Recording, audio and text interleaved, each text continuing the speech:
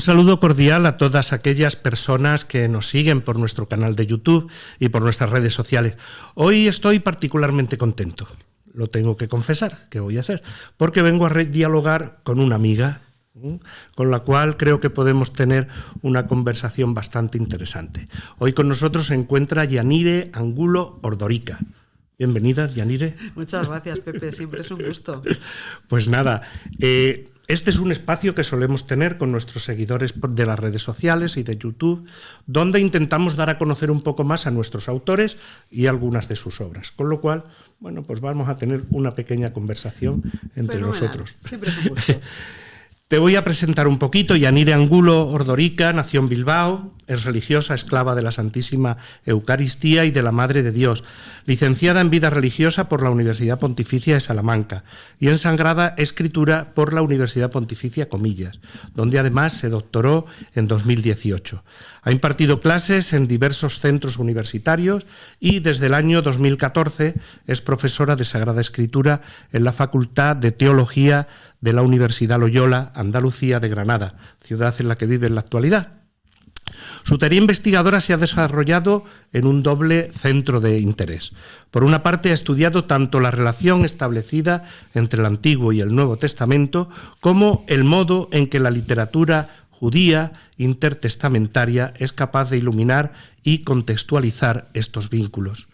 Además, está ahondando en cuestiones en torno a los abusos de poder en el ámbito eclesial, especialmente en el seno de las instituciones de vida consagrada. Con San Pablo ha publicado 2 libros de la colección Mujeres Bíblicas, Las mujeres en la Biblia hebrea, en 2020, y Las mujeres que fueron al sepulcro en el año 2023. Y hace muy poquito, pues, tenemos aquí calentita su última obra, que es Dios no da a nadie por perdido, la parábola de los viñadores homicidas. Y primeramente, ¿por qué no? Conocer un poquito mejor a Yanire. ¿Qué nos puedes decir tú de ti misma? Uy, qué pregunta más comprometida. Bueno, el currículum ya lo has planteado, así que no es lo más importante de mí, así que bueno, pues yo sí que me definiría como alguien que busca, alguien que le gustan los encuentros, una persona de relaciones y de, bueno, pues eso, de establecer vínculos. A mí me gusta mucho hablar y estar con la gente y poder relacionarme con gente muy dispar, eso me gusta mucho. Entonces, bueno, creo que puede ser algo que me caracteriza. Sí. Mira qué bien. Mujer consagrada y especialista en Sagrada Escritura. Wow. ¿Cómo se come eso? Con mucha dificultad.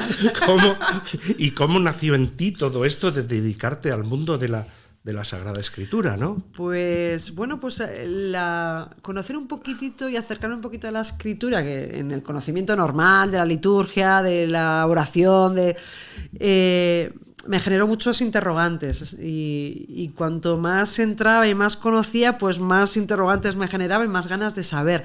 Y además creo que en esta tarea he tenido la suerte de encontrarme con grandes maestros, ¿no? Con grandes maestros.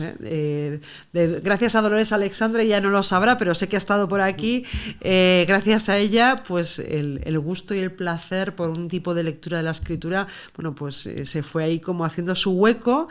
Y luego tengo grandes profesores, porque cuando estudié la teología tuve el privilegio de que me diera clase José Luis Sicre, que además de ser una persona de grandísimos conocimientos y de reconocimiento internacional, es una persona con mucho interés y mucha inquietud porque todo el mundo de cualquier formación conozca y se acerque a la escritura. Y entonces, desde ahí, bueno, pues creo que me contagió ese gusanillo y, bueno, pues por ahí empezó y esto es un empezar y no acabar.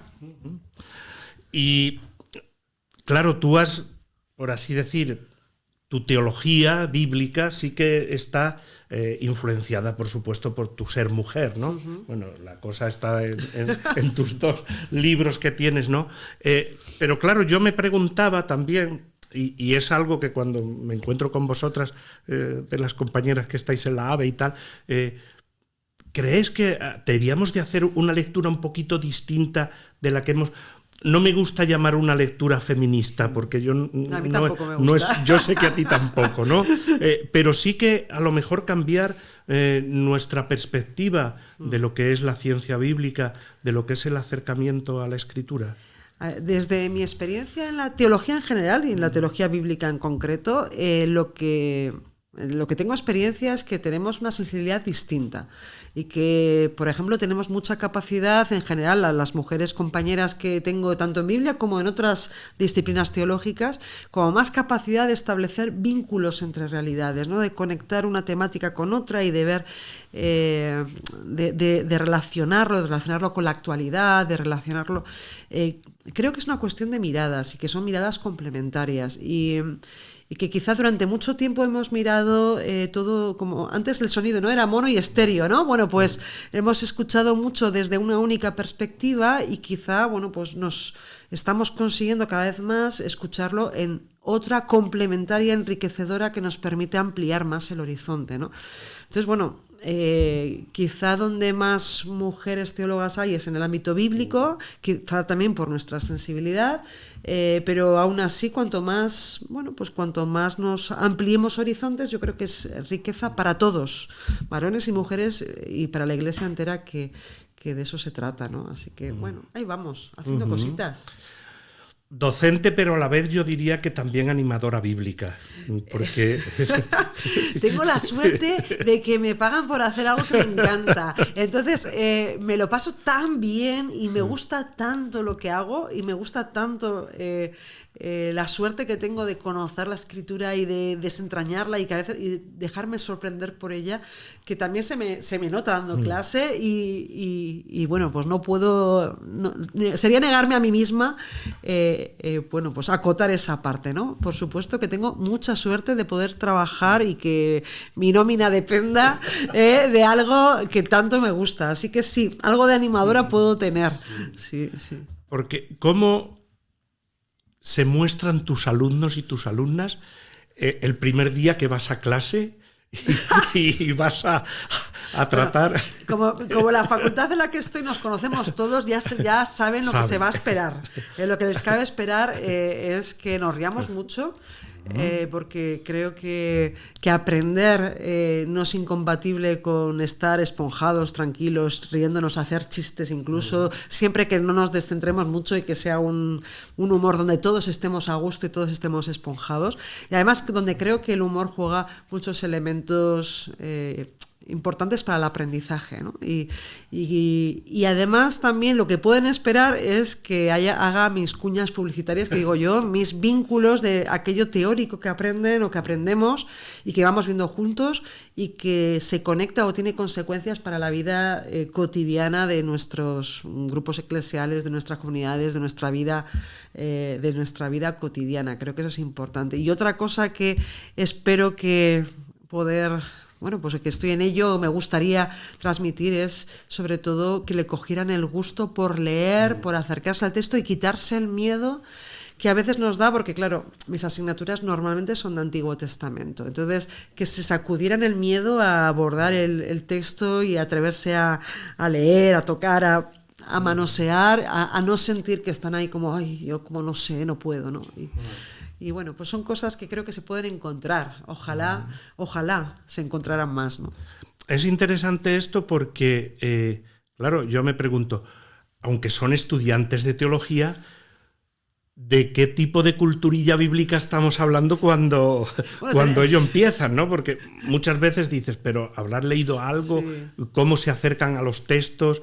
Y claro, ¿cómo haces tú? Por así decir, pues mira, hay diferentes perfiles, eso también es una riqueza, ¿no? Porque, bueno, pues los alumnos de teología, más de la mañana, pues normalmente suelen ser religiosos o gente cercana, grupos eclesiales, laicos, pues muy metidos en iglesia, que además dan asignaturas ya en cuarto, quinto, que muchos están muy familiarizados con la escritura que manejamos en la liturgia, y a veces lo que toca es quitar prejuicios, ideas previas y evitar todo aquel elemento más, iba a decir cristiano, sobre todo a la hora de abordar el Antiguo Testamento, ¿no? El Antiguo Testamento, ¿qué dice? ¿Cómo lo dice? Y igual no está hablando de Jesús directamente, vamos a centrarnos en eso, ¿no? Y entonces a veces toca, en ese perfil de alumnos que quizá tiene más conocimiento previo, toca a veces desmontar cosas para poder volver a montarlas, ¿no? En cambio hay otro perfil de alumnos que vienen más desde, pues desde el gusto por aprender, a veces personas jubiladas, catequistas, gente que tiene otro tipo de bagaje, que muchas veces o vienen de libros oyentes en teología o van a ciencias religiosas o agentes de pastoral, donde quizá el conocimiento es tan básico que siempre digo, ¿no? Al final se quedan en las 4 parábolas del Nuevo Testamento, 4 cositas, y es todo como de repente, o sea, les falta igual el prejuicio, pero es como abrir un mundo desconocido que, wow, les sorprende o les desconcierta, y la verdad que es muy enriquecedor. Y tienen la frescura de hacer preguntas o cuestionamientos, no desde los aprendizajes ya hechos o desde una medio teología, sino desde lo que realmente suscita el texto, ¿no? ¿Y esto cómo puede ser? Y bueno, pues siempre se generan situaciones muy, muy simpáticas. Yo aprendo mucho. Es curioso que esto que estás diciendo, porque normalmente los cristianos siempre decimos, hay que hacer una lectura del Antiguo Testamento desde Jesucristo. Yo creo que es verdad, que esto ya lo hicieron los apóstoles. Sí, sin duda. Pero claro, esto es posible que cree, entre comillas, un peligro, porque muchas veces desconocemos a lo mejor el contexto del Antiguo Testamento, aquel texto como en su origen, ¿no? Sí, esa es un poco la tarea de la docencia, ¿no? Al final la docencia o en las clases, ¿qué se pretende? Bueno, pues conocer el contexto, conocer qué se pretende y conocer cómo en realidad aquella lectura que es muy lícita, por supuestísimo, del Nuevo Testamento, adquiere todavía más mirada, todavía más visión, todavía más horizonte, cuando además tenemos las herramientas del conocimiento para situar el texto en su contexto, en su momento y lo que pretendía decir en esa época, ¿no? En el siglo VIII antes de Cristo, el texto de Isaías, desde luego, iba a decir una cosa distinta a lo que Mateo va a interpretar cuando lo relea. Pero las dos cosas juntas son todavía sentido multiplicado, ¿no? Aumenta el sentido, aumenta la riqueza y creo que, bueno, pues es ventaja para todos, ¿no? Que tenemos la suerte de tenerte aquí, que aunque tú, por así decir, la especialidad la hiciste en el nuevo, sí. Luego ya lo veremos, pero te has dedicado mucho al antiguo, ¿no? Hay una pregunta que a mí incluso también me hace mucho en los... pues cuando yo voy a dar charlas o en los grupos de animación bíblica y tal, ¿no? ¿Por dónde empezar a leer la Biblia? Porque, no sé, sí. Es complicado y sobre todo yo no recomendaría empezar a leer la Biblia solos. Sin una pista, sin una herramienta, sin una guía. ¿Por qué? Porque hay... un par de claves que si no las tienes se pueden convertir en unos grandes obstáculos, ¿no? Y acabar haciendo problema de cosas que igual, bueno, pues no tienen tanto problema visto en el conjunto, ¿no? Se me ocurre ahora, muchas veces hay elementos de moral que dices tú, pero bueno, ¿cómo puedes presentar a Judith como modelo de personaje si lo que está haciendo es engañar, emborrachar a Holofernes, cortarle la cabeza? Y dice, claro... Pero aparte del carácter casi distópico que tiene el libro de Judith, pues aparte de eso, los valores que se están poniendo en juego no son precisamente, o sea, es por los míos lo que haga falta, ¿no? Y entonces desde ahí hay que leerlo y no hay una valoración moral, sino hay un reconocimiento por lo que está siendo presentada como modelo es porque es la débil, la mujer débil, que es capaz de ponerse en juego por los suyos y por ser mediación de la salvación de Dios. Pero si nos hacemos problema de, ¡ay, que le ha cortado la cabeza!, pues ya apaga y vámonos porque ya no hay por dónde tirar, ¿no? Entonces de esas hay muchos problemas que si nos ponemos a leer sin 4 claves nos puede generar problemas. Aún así hay historias muy bellas y muy... desconocidas que sí que tienen menos necesidad de herramientas. Ahora mismo me viene a la cabeza el libro de Ruth, que es una joyita preciosa de 4 capítulos que digo, bueno, si es que si no te has leído el libro de Ruth, por favor, es una obligación, empieza ya. O el libro de Jonás, otros 4 capítulos preciosos, que no son complejos y donde además, bueno, pues nos da muchas pistas, ¿no? Pero aún así, yo siempre, lo que es lectura directa con alguna guía, alguna ayuda, aquí tenemos un montón y hay muchísimas personas que saben o herramientas que nos pueden ayudar en ese camino, ¿no? ¿De ahí crees tú que, por decir, los editores tendríamos que cuidar mucho, por ejemplo, poner buenas introducciones en las Biblias, sí, notas, sin lugar a dudas, tal? sí. Y sobre todo prestar atención a lo que puede ser problemático, o sea, qué situaciones o qué textos nos pueden generar problema y no responder de manera simple, porque a veces nuestros problemas, que es un poco lo que solventamos en catequesis, no, es que esto, bueno, es que eran antiguos. Bueno, perdona. Eran antiguos, pero no eran tontos. O sea, es verdad que lo que igual hay que situarse es desde otras claves culturales, desde otros valores y también desde lo que nosotros creemos, ¿no? La revelación progresiva y el poco a poco, cómo nos vamos abrazando y acogiendo los distintos rasgos del Dios que se nos muestra, ¿no? Pero sobre todo eso, intentar dar pistas desde lo que sí puede ser problemático, pero sin simplificarlo y, bueno, pues esto es complejo efectivamente, pero en este momento lo que se valoraba era esto, lo que se entendía era esto, ¿no? Existe una gran vinculación, por supuesto, ¿no?, entre el Antiguo y el Nuevo Testamento, ¿no? Pero ¿de qué manera piensas tú, ya que te dedicas también a eso, ¿no?, de que lo que podríamos llamar la literatura intertestamentaria, sí, o algunos de esos libros son capaces de iluminar y contextualizar, ¿no? Sí. Porque, a ver, nosotros a veces se nos olvida que hay una continuidad permanente entre uno y otro testamento, ¿no? Hemos querido subrayar tanto la novedad de Jesucristo que se nos olvida que era judío y que sus escrituras eran en el Antiguo Testamento, pero que además, más allá de la escritura que queda fijada en el texto bíblico y que tenemos en el texto bíblico, el Antiguo Testamento, también había interpretaciones en el ambiente que eran las normales. Voy a intentar explicarme con un ejemplo muy simple, ¿no?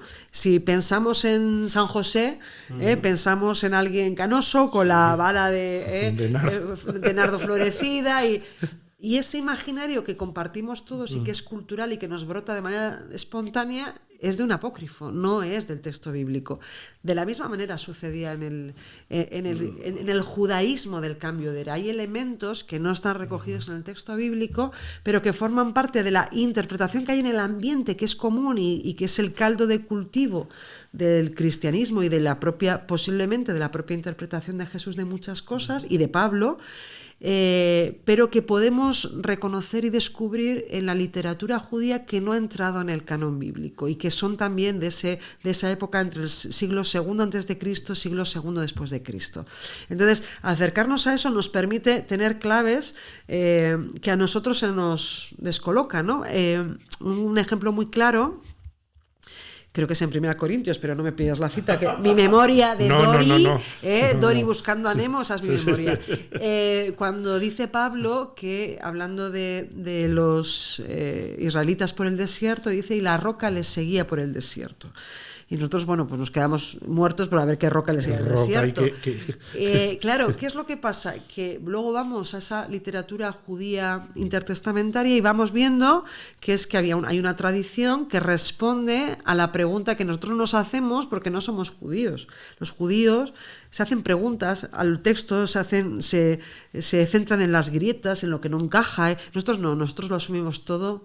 Pues lo dice así, pues será así, ¿no? Lo que diga el santo, lo que diga el padre. Bueno, pues en cambio los judíos, su manera de estudiar y de ahondar en la escritura es que no encaja, que no va, que...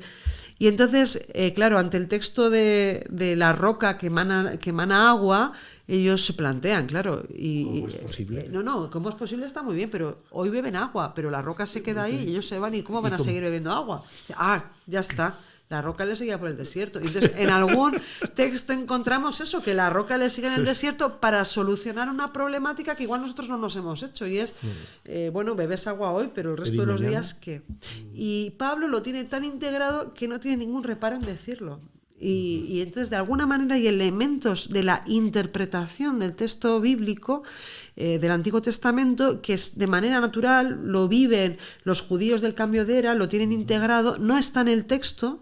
canónico, pero está en el texto apócrifo.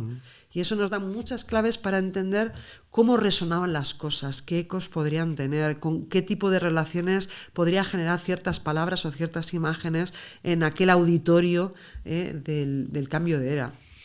Yanire, la cultura semítica, la cultura judía, muy distinta a la totalmente. nuestra y todavía más, si cabe, la del siglo VIII antes de Cristo. Sí. ¿Por qué no nos das, no sé, 2 claves, 3, acerca de la cultura, la mentalidad judía, que a lo mejor pudiera servir para que nuestros seguidores, un día que se acerque a un texto, digan una clave, ¿no?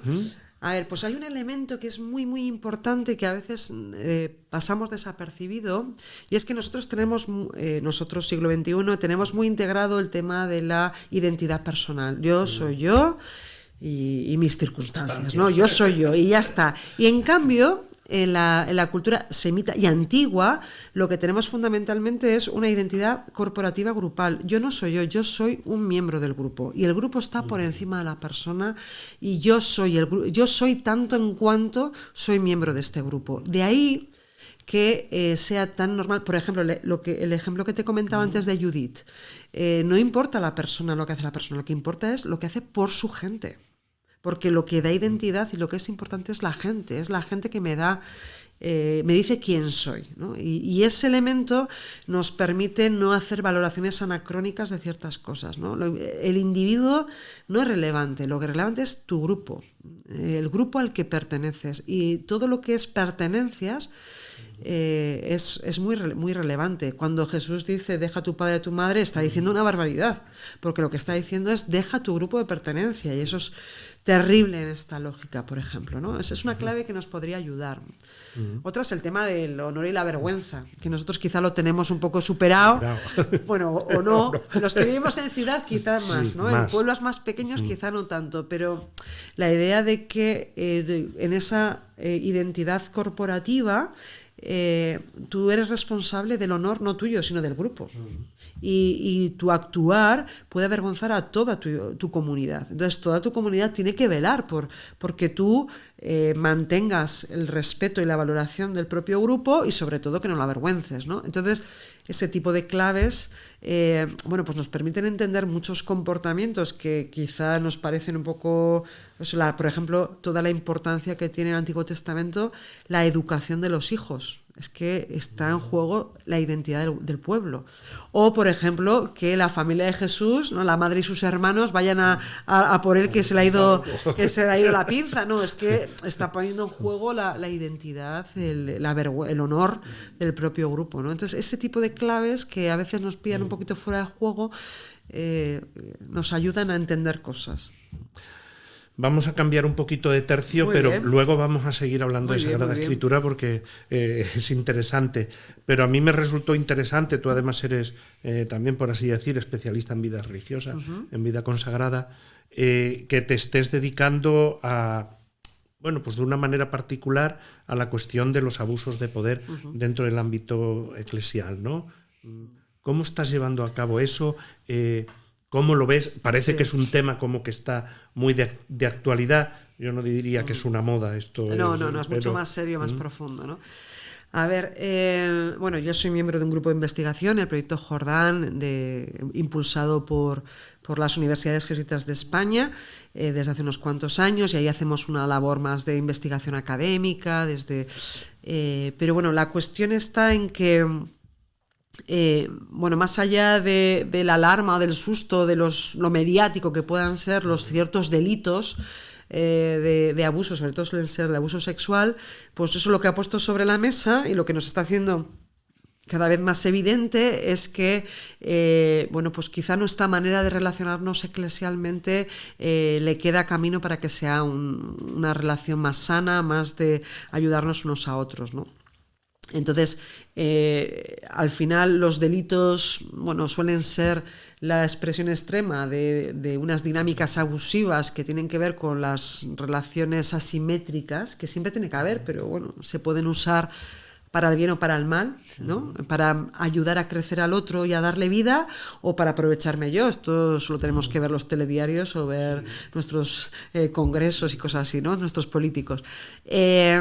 Pero además creo que efectivamente, como decías, no se trata de una moda, sino se trata para mí de un signo de los tiempos, una invitación del Señor, una oportunidad para revisarnos con verdad, mirarnos con honestidad, intentar ver cómo podemos crecer, cómo podemos desplegarnos y cómo podemos hacer que nuestras relaciones entre nosotros sean cada vez más de dar vida, de dar cauce, de extender alas, de generar personas cada vez más enteras, ¿no?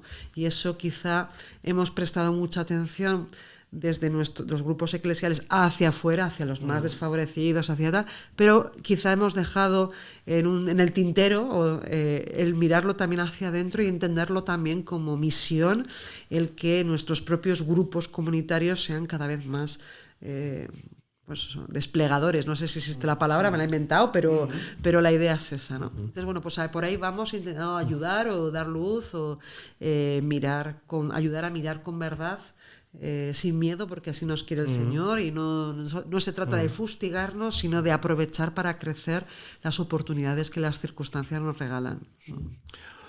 Tú, que esto lo estás viviendo en primera persona y tal, más que lo que se ve en los medios o lo que podemos hablar a nivel de conferencias episcopales o de tal o de cual, ¿cómo crees tú que lo está viviendo las comunidades religiosas, por así decir, de base?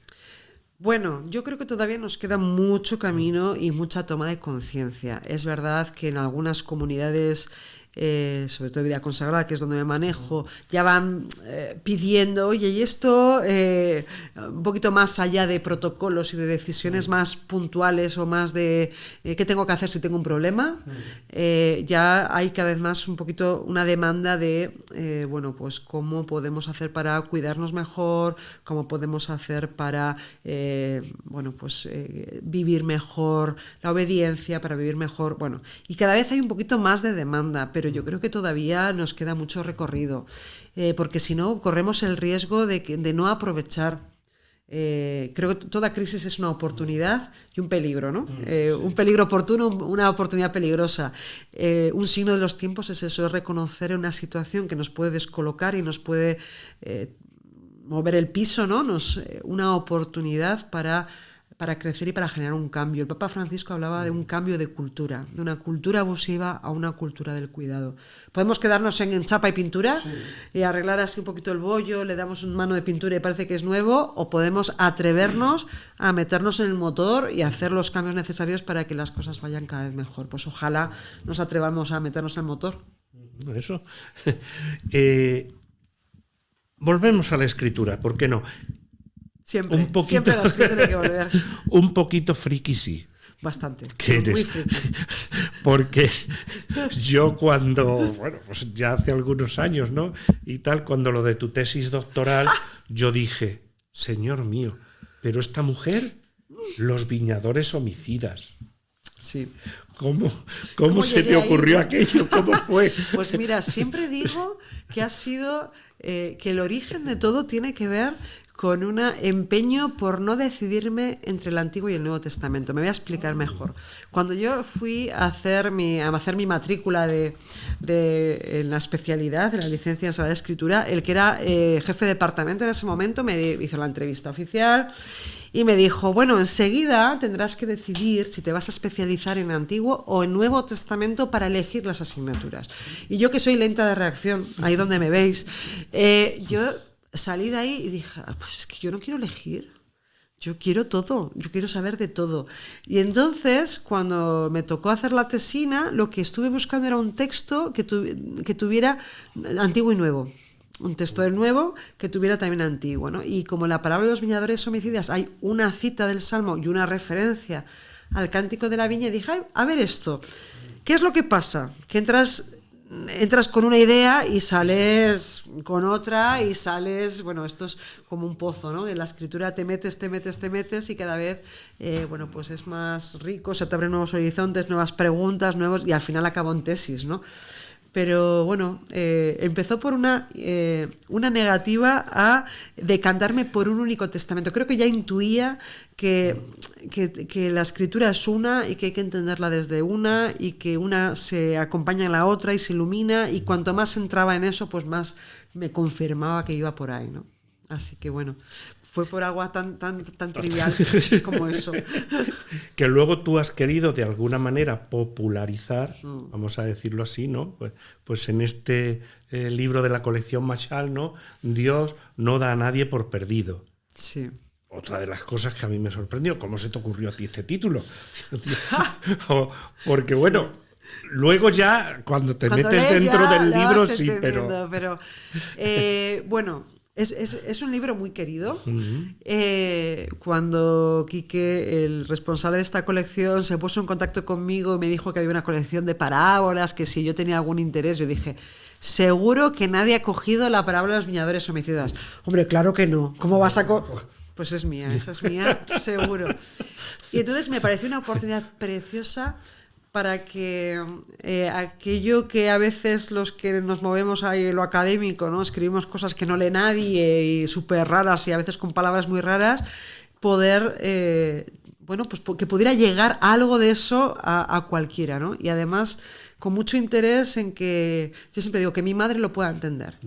Luego mi madre no lo va a leer, no sepas, pero bueno, mucha letra, pero que pudiera entenderlo, ¿no? Que cualquier persona pudiera enriquecerse de lo que ha sido un trabajo de una, o por lo menos en parte, del trabajo de una tesis, que son muchos años de investigar, ¿no?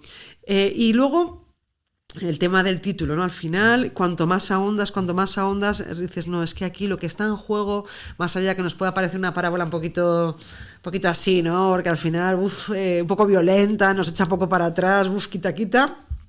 En realidad lo que está descrito muy bien es el empeño de un Dios que lo que quiere, le importa poco los frutos, lo que quiere es volver a restablecer el vínculo con esos viñadores, ¿no? Y va y manda, y uno y otro y hasta el final.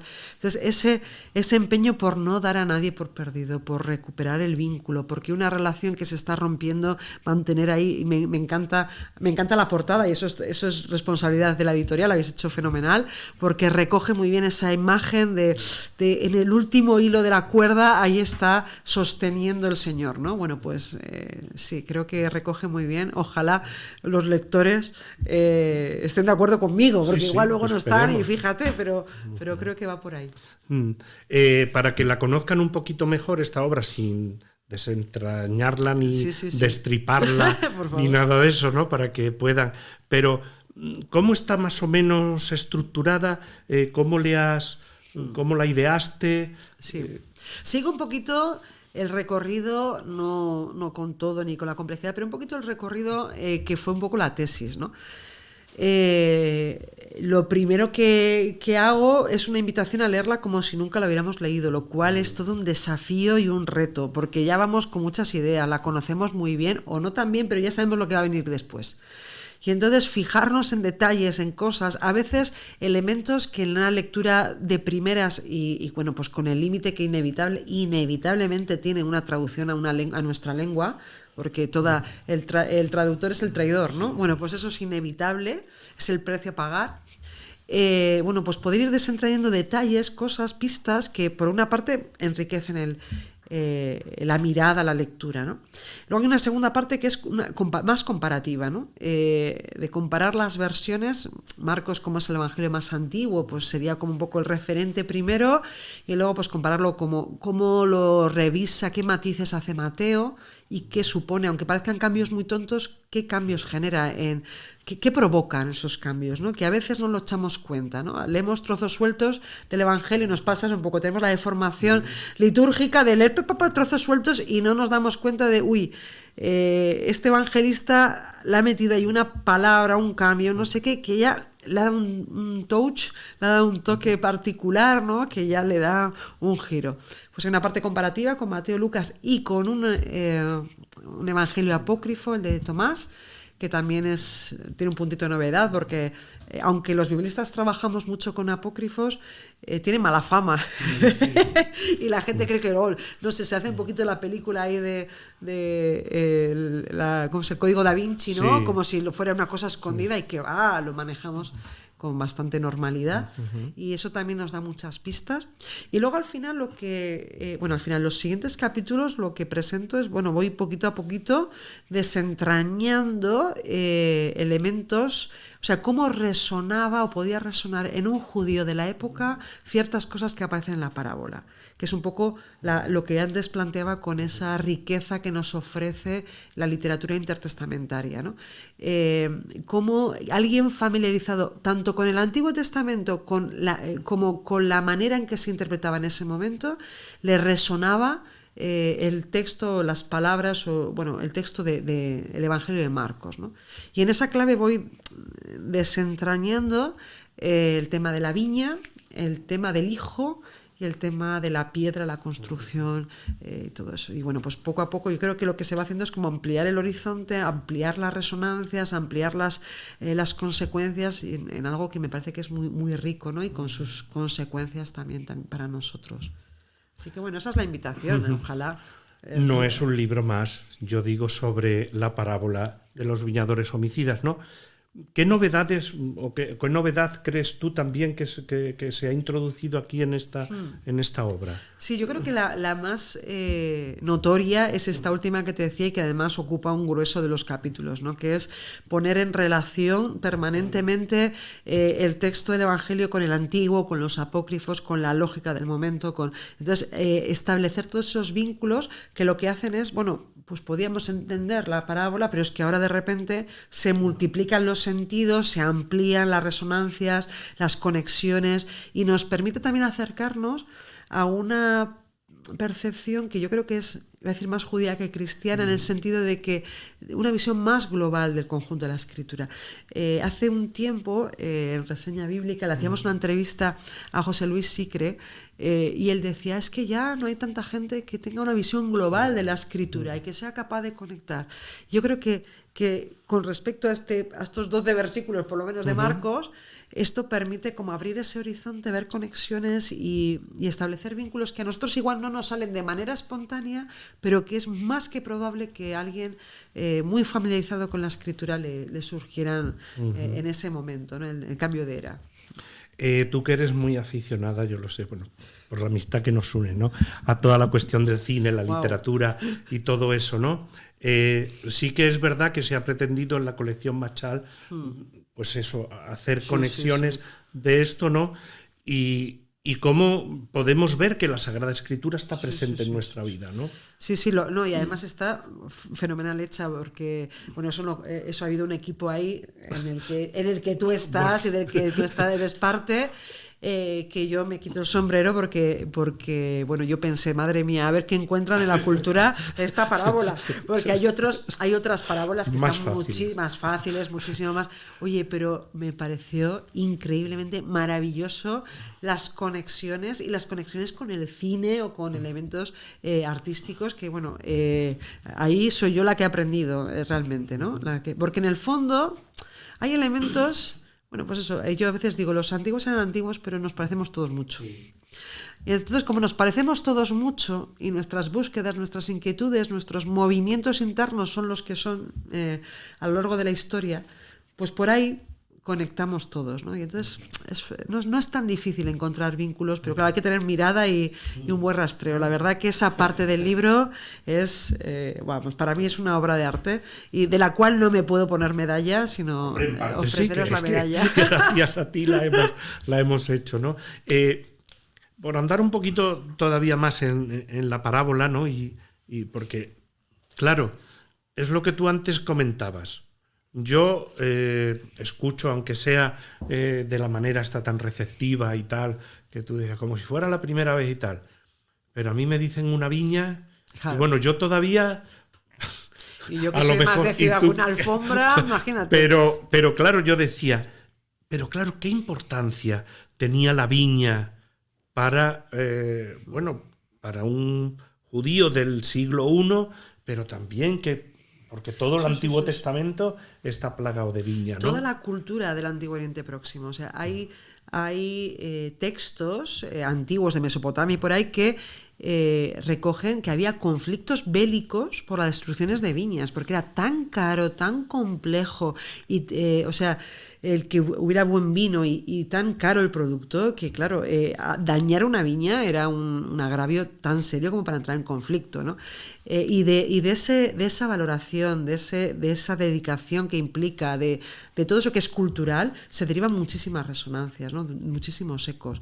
Al final la viña tiene referencias, bueno, hay un montón de referencias, no voy a hacer spoiler del libro, pero claro, la viña hace eco de cosas, lo más valioso, de mucho afectivo, de un vínculo muy serio, y de hecho se habla de la viña también con respecto a la mujer, y a la mujer en aspectos como muy sexuales, muy bueno, de relación matrimonial o de pareja, ¿no? Entonces, bueno, hay muchos elementos ahí que nos permiten como, de hecho, Isaías, cuando en el capítulo 5, ese cántico, yo siempre recuerdo, hoy sí creo, es la tercera vez que le nombro, como ves me ha influido mucho. Siempre nos decía en clase, fíjate, cuando estábamos haciendo teología, nos decía, es que no os imagináis la situación de alguien que se pone en la plaza y empieza a decir, voy a cantar un cántico de la viña, y todo el mundo está pensando que está hablando de su novia.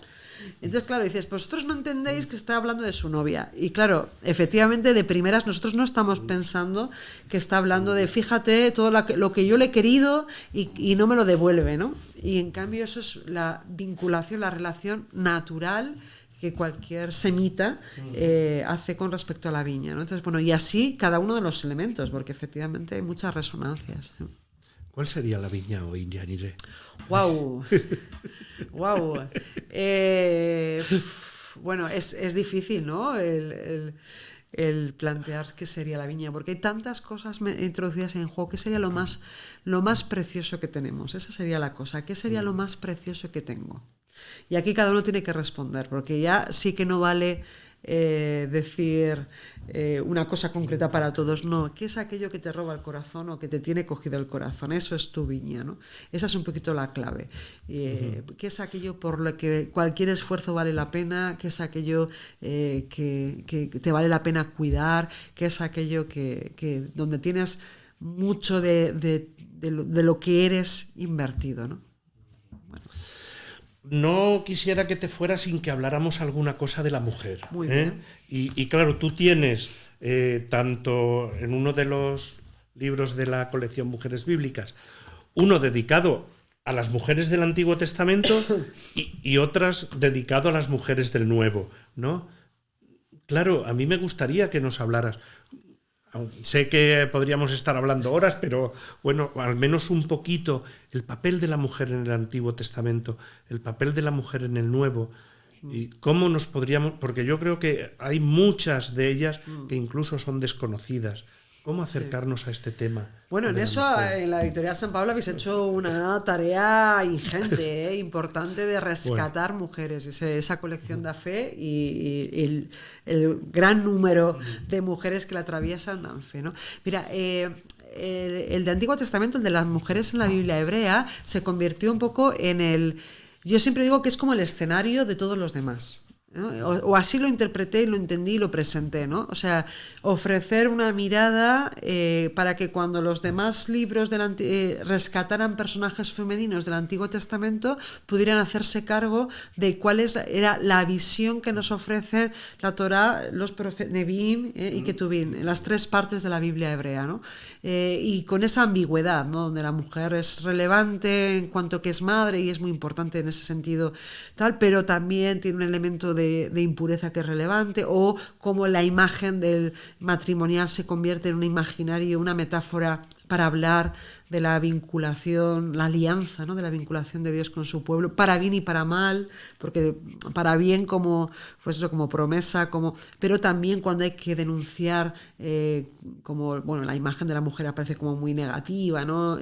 Bueno, una serie de elementos que nos podrían dar, bueno, pues como en los escritos tenemos a la mujer del cantar, que es absolutamente autónoma, que lleva su vida por delante, incluso su sexualidad, rompiendo un poquito las imágenes, los estereotipos, y por otra parte también como encontramos textos también en los que tú vienes, los escritos sapienciales, donde, bueno, el status quo, la mujer ideal, aquello que tienes que hacer y que se espera de ti, ¿no? Y que desde ese panorama, desde ese escenario que intentaba describir, cuando fueran apareciendo los personajes, y tanto en el antiguo como en el nuevo, ¿no? Y también desde ese escenario se puede percibir mejor lo desconcertante que es el trato de Jesús con las mujeres desde ese panorama cultural o con ese contexto, ¿no? O cuando alguna mujer es descrita o presentada con cosas que igual no se esperaba o rompía con la cultura, con aquello que cabía esperar, ¿no? De la mujer. Eso un poquito con respecto al antiguo, ¿no? Con respecto al nuevo. Las mujeres que fueron al sepulcro. Sí, esas mujeres que fueron a ungir un cadáver, ¿no? A hacer una tarea que es bien bonita, ¿no? Una tarea que culturalmente está atribuida, o por lo menos en la cultura antigua y semítica, atribuida a la mujer, la de cuidar, atender el cadáver, ¿no? La despedida final, y fueron a buscar un cadáver y se encontraron con la vida, ¿no? Y que a partir de ahí surge, porque el querigma y nuestra fe tiene que ver con esa experiencia de esas mujeres, ¿no? Algunas con nombre propio, María Magdalena, que merecen y de hecho tienen, ¿no? Un papel esencial, y otras que quizá, bueno, pues se nos pasan más desapercibidas, ¿no? Y que, bueno, pues al final son continuidad también, y de las que nosotras somos descendientes, ¿no? Nosotros, porque varones y mujeres somos descendientes de estas mujeres valientes, aquellas que podíamos encontrarlas dentro de ese contexto que yo presentaba en el primer librito, y también aquellas que bueno, pues que se fueron a buscar algo y se encontraron con el Señor de la vida, ¿no? Y también, bueno, pues creo que es riqueza para todos, ¿no? Bueno, ahí están. Bueno, esperamos que den frutos y que alguno se acerque a ellos. Seguro que sí. A mí me gustaría, antes de concluir, ¿no?, que tú misma te dirigieras a esas personas que nos puedan estar viendo y eso, a invitarles precisamente a leer este último libro de Dios no da a nadie por perdido, y también, ¿por qué no?, a los otros dos, ¿no? Sí, bueno, a ver, siempre a mí se me da un poco mal el tema de marketing, me vendo regular, pero bueno, cualquier lectura que nos acerque a la escritura y a su riqueza me parece que es un privilegio y una suerte. Ojalá estos libros puedan aportar eso, ¿no? Una posibilidad de acercarnos al Dios que se nos muestra en la escritura, que siempre nos está invitando a no darnos a nosotros por perdidos y no dar a nadie por perdido, saber que el Señor se empeña en venir a buscarnos permanentemente y acercarnos a todas esas mujeres de las que somos todos, varones y mujeres, somos descendientes en la fe y que nos pueden ayudar a dar claves también en nuestro ahora, ¿no? Así que, bueno, esas son lecturas obligatorias. Muy bien. Yanire, de verdad, muchas gracias. Nada, gracias. Espero que no sea nuestro último encuentro, que nos podamos encontrar más veces y podamos compartir, pues eso, un ratito de diálogo entre amigos y simplemente. Sí, claro que sí, gracias a ti, Pepe. Siempre es estar en casa. Eso, gracias. Gracias a ti. Y nada, pues a nuestros seguidores, pues ya sabéis que estos libros los podéis encontrar en la red de librería San Pablo, siempre cerca de ti, en nuestra librería virtual, en las librerías paulinas, en las principales librerías religiosas de la geografía española y en las plataformas digitales. No olvidaros, porque nos gusta que de vez en cuando nos den un like, ¿verdad? Sí, y nos digan que les gusta o que les ha interesado esto. Y también, si tenéis en algún momento alguna pregunta, alguna duda, algo que, ay, pues me ha suscitado esto que ha dicho Yanire o lo que sea, escribirnos y nosotros se lo hacemos llegar a ella y nada, y siempre con vosotros. No olvidéis tampoco suscribiros a nuestro canal, que siempre nos ayuda el tener un poquito más de gente. Así que nada, pues muchas gracias, Yanire, muchas gracias a todos ustedes y nos vemos en nuestro próximo encuentro.